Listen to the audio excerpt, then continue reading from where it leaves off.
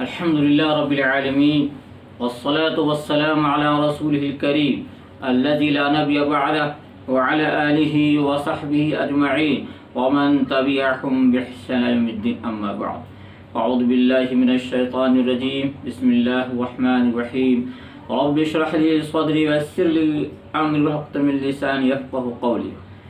محترم ناظرین کرام اور میری اسلامی دینی بھائیوں اور میری ماں و بہنیں، آج نشست کا عنوان ہے کہ اگر کوئی آدمی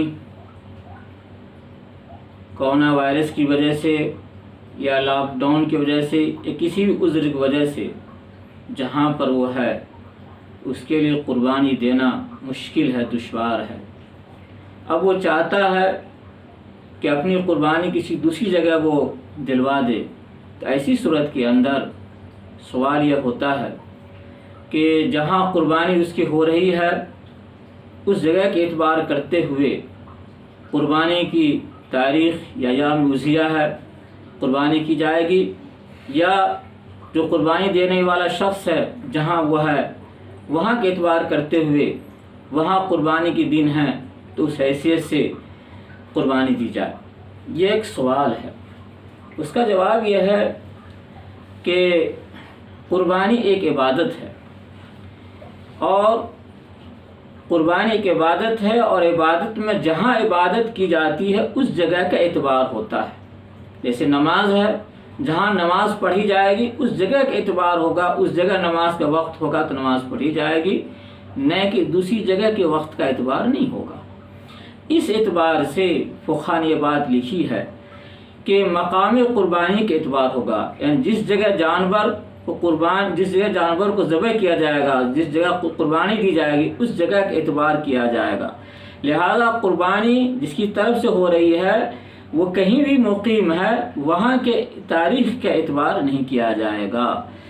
آپ اس سلسلے میں مختلف کتابوں کے اندر اس کے حوالہ موجود ہے. عبدالر مختار ما رد المحتار جلد 9 صفحہ 461، اسی طرح سے فتاوی خانیہ بہامش ہندیہ جلد 3 صفحہ 345.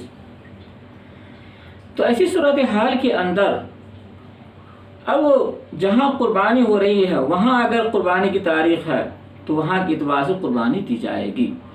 لہذا آپ جانتے ہیں کہ قربانی کے ایام 10 ذی الحجہ، 11 ذی الحجہ، 12 ذی الحجہ کے مغرب تک کے وقت ہے. تو اس کے درمیان جہاں جانور قربانی کیا جا رہا وہاں پر تینوں دنوں میں سے کوئی دن ہونا چاہیے تو قربانی درست ہوگا. ہاں البتہ ایک بات کا اور بھی خیال رکھنا ہے کہ جس کی طرف سے قربانی کی جا رہی ہے وہاں جو مقیم ہے تو وہاں بھی قربانی کی تاریخ ہو، یعنی وہاں بھی کم سے کم 10 ذی الحجہ ہو. مثال تو وہاں 10 ذی الحجہ ہے، یہاں 11 ذی الحجہ ہے، بالکل ٹھیک ہے. اسی طرح سے وہاں بھی 10 ذی الحجہ ہے، یہاں بھی 10 ذی الحجہ ہے، بالکل ٹھیک ہے. وہاں 12 ذی الحجہ ہے، یہاں 12 ذی الحجہ ہے، بالکل ٹھیک ہے. اگر اس طرح سے اگر ہے تو پھر اچھی بات ہے. اگر ایسا ہے کہ جہاں قربانی دینے والا آدمی وہاں تو 12 تاریخ ہے، لیکن جانور جہاں قربانی کیا جا رہا وہاں 13 تاریخ ہے، تو پھر قربانی درست نہیں ہوگی. تو جہاں آدمی مقیم ہے وہاں قربانی کی تاریخ آ گئی.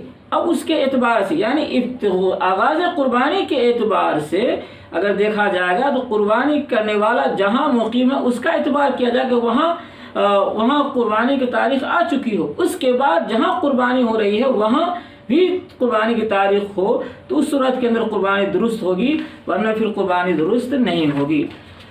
اس کا لحاظ رکھنا بہرحال ضروری ہے، اس لیے کہ قربانی ان واجبات میں سے ہے جو وقت کے ساتھ مقید و مربوط ہے.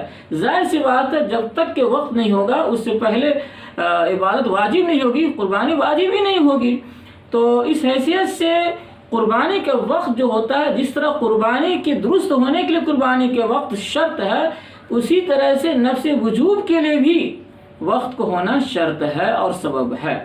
جس طرح نماز کا ادا کرنا واجب اسی وقت ہوگا جب وقت ہوگا، اور نماز اسی وقت صحیح ہوگی جب نماز کا وقت ہوگا، ورنہ صحیح نہیں ہوئی. اسی طرح سے جس پر قربانی واجب ہے وہاں قربانی کی تاریخ آگے اس میں واجب ہوگا. اب قربانی کی صحت کے لیے ضروری ہے کہ وہ وقت موجود ہو. لہذا جہاں قربانی ہو رہی ہے، جہاں جانور کو قربانی کیا جا رہا ہے، وہاں تاریخ ہوگی، تب جا کر قربانی درست ہوگی. تو اس اعتبار سے اگر کوئی آدمی کہیں بھی ہے اور کہیں اور قربانی کرنا چاہ رہا ہے تو دو باتوں کا خیال رکھنا ضروری ہے کہ آدمی جس طرف قربانی ہو رہی ہے وہاں قربانی کی تاریخ ہو چکی ہو، اور جہاں قربانی کی جا رہی ہے وہاں بھی قربانی کی تاریخ ہو، تب جب قربانی درست ہوگی، قربانی درست نہیں ہوگی. اللہ تعالیٰ سے دعا ہے اللہ تعالیٰ ہم سب کی قربانی کو قبول فرمائے. وآخر الحمدللہ رب العالمین.